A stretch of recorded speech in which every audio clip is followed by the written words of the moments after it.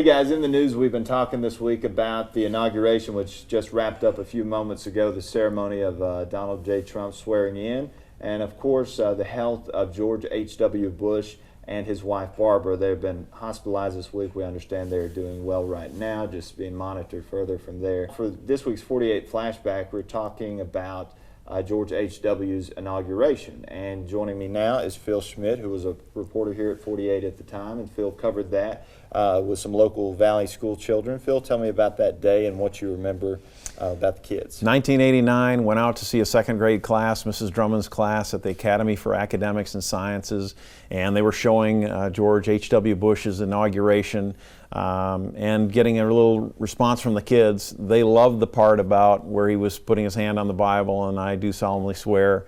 After they started the speeches, they were having pizza and they were eating, and that was more important to them than any kind of speeches from politicians. But it was a good civics lesson back then. Okay. Now at this point, typically I deliver the intro into the archive footage that we show, but this week I'm going to let Phil, I'm going to toss it to Phil and let you take that from me. Okay. So go ahead. So we're going to show you back 1989, the inauguration of George H.W. Bush, George Bush Sr. Today is a first for both George Bush and the second graders at the Academy for Arts and Sciences. While they recognize Ronald Reagan, they were too young to remember his inauguration. But they've been studying all about this man, who even made the cover of their weekly reader. George Bush. And who is he? The 41st president. Tiffany Duncan says his job is protecting us. Keep the town safe, and when we gone in the White House, he had to work and live in the White House.